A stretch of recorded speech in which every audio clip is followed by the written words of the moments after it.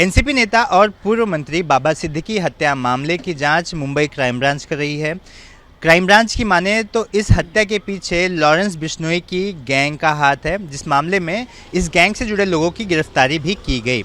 अब इस मामले में बाबा सिद्दीकी की पत्नी ने मुंबई के सेशंस कोर्ट का दरवाज़ा खटखटाया है और कोर्ट में इंटरवेंशन एप्लीकेशन दायर कर कहा है कि इस पूरे मामले में उनका भी पक्ष सुना जाए। हमारे साथ उनके वकील प्रदीप घरत जी, उनसे हम बात करेंगे। सर, बाबा सिद्दीकी की पत्नी ने सेशंस कोर्ट का रुख किया है, आप उनके लिए जिरह कर रहे थे कोर्ट में, ये इंटरवेंशन एप्लीकेशन दायर करने की आवश्यकता क्यों पड़ गई?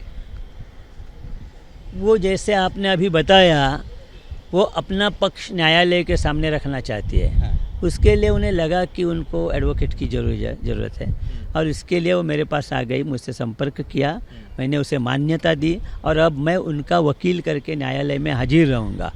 तो सवाल ऐसा आता है कि जब दो पक्ष होते हैं कि सरकार पक्ष है सरकार की बाजू रखने के लिए और जो आरोपी है जो आरोपी को बचाने के लिए, तो तीसरे पक्ष की आवश्यकता है या नहीं। तो इसके लिए जो 1988 में जो क्रिमिनल लॉ प्रोसीजर कोड में जो अमेंडमेंट हुई और जो रिकमेंडेशंस की गई या उसके आजू बाजू में जो सर्वोच्च न्यायालय के निर्णय आ गए, उनके मुताबिक जो दुखी है, जो इंजर्ड है, जिसका कोई गया है, नुकसान हो गया है, उन्हें अपनी जो साइड है वो रखने की पूरी परवानगी है, पूरी सम्मति है और वो पूरा पक्ष अपना न्यायालय के सामने रख सकते हैं। तो इस तरह जब अगर हम न्यायालय के सामने आए तो हमें न्यायालय के सामने संबोधन करने की परमिशन है क्या, या सिर्फ कुछ राइटिंग में ही देना है, किस स्टेज पे देना है। तो इस पे हमारी जो बहस थी कि न्यायालय में जब से अरेस्ट होती है, आरोपी की जब से अरेस्ट होती है और न्यायालय के सामने उसको खड़ा किया जाता है, तब से इसमें अपील, हाईकोर्ट में जो अपील जाती है वो ख़त्म होने तक ये जो इंजर्ड है या विक्टिम है, ये विक्टिम अपना पक्ष रख सकती है। सर, समझना ये था कि जैसे कि दो पक्ष हर किसी को पता होता है, एक तो जांच अधिकारी जो जांच करता है, वहीं पर जिसे गिरफ्तार किया जाता है जो अपना बचाव करता है वो अपनी दलीलें देता है। ऐसे में जो तीसरा पक्ष है जो आप कह रहे हैं विक्टिम का पक्ष, तो क्या विक्टिम को कहीं लग रहा होगा कि जांच बराबर दिशा में नहीं चल रही, इसलिए वो चाहता है कि वो आए? तो क्या इस मामले में भी ऐसा है कि इन्हें लग रहा है कि जांच की दिशा उस तरह नहीं जा रही जिस तरह से होनी चाहिए? बिल्कुल सही है, आपने जो बताया वो बिल्कुल सही है, लेकिन एक ऐसी बात है कि जब ये इन्वेस्टिगेशन चालू रहता है तो इन्वेस्टिगेशन पूरा करके चार्जशीट न्यायालय में आने तक कोई कुछ बोल नहीं सकता। जो विक्टिम है उसमें इंटरफेयर नहीं कर सकता, या क्या चला है, कौन कौन विटनेस है, क्या डॉक्यूमेंट जमा किया, कुछ देख नहीं सकता। जब चार्जशीट उनके हाथ में आती है तभी उनको समझता है कि क्या किया है और क्या किया नहीं है। सिर्फ हाईकोर्ट जो है अपना उच्च न्यायालय और सर्वोच्च, वही दखल अंदाज कर सकते हैं कि बरोबर चलाया नहीं उसके पहले, लेकिन कुछ चलाया किस दिशा में चल रहा है, ये सब बातें हाथ में दोषारोप पत्र आने के बाद ही पता चलती है।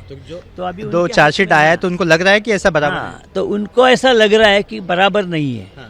तो हम वो देखेंगे कि अभी क्या चाहिए, क्या करना चाहिए था, क्या आधे में ही छोड़ दिया है, जो आगे जाना चाहिए था वो गए नहीं है, ये जो सब बातें हैं, और कोई क्या गलत किया है, जैसे हम acts of commission and omission बोलते हैं, वो जो एक्ट्स है उनके क्या करना चाहिए था और किया नहीं, और क्या किया है जो गलत है, ये जो सब बातें हैं उसमें क्या क्या रखा है, बाकी क्या क्या रखा है, ये अगर ध्यान में आएगी तो ज़रूर उसमें देखा जाएगा।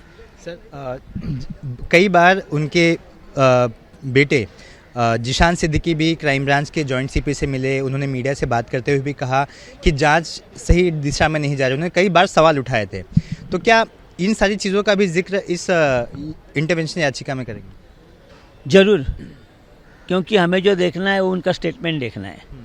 और मेरे लिए भी यही सुनी, वो बोलते हैं ना वैसे ही है कि मुझे वो मिले या नहीं, मुझे पर्सनल नॉलेज उसका कुछ नहीं है, लेकिन एक बात सही है कि अगर उनके स्टेटमेंट में उन्होंने कई नाम लिए या किसके खिलाफ उन्होंने अगर डाउट बताया, तो जो इन्वेस्टिगेशन ऑफिसर है उनको उस दिशा में भी इन्वेस्टिगेशन करके पूरा समाधान करना चाहिए कि बाबा नहीं ये जो बोल रहे हो वो गलत है या सही है तो उनको उस दिशा में आगे जाना चाहिए। वो हुआ नहीं इसलिए आपको ये कदम उठाना पड़ा। ऐसा उनका कहना है। हाँ। तो वो सब पेपर्स देखे जाएंगे और अगर ऐसा कुछ होगा है तो ज़रूर कदम उठाने पड़ेंगे।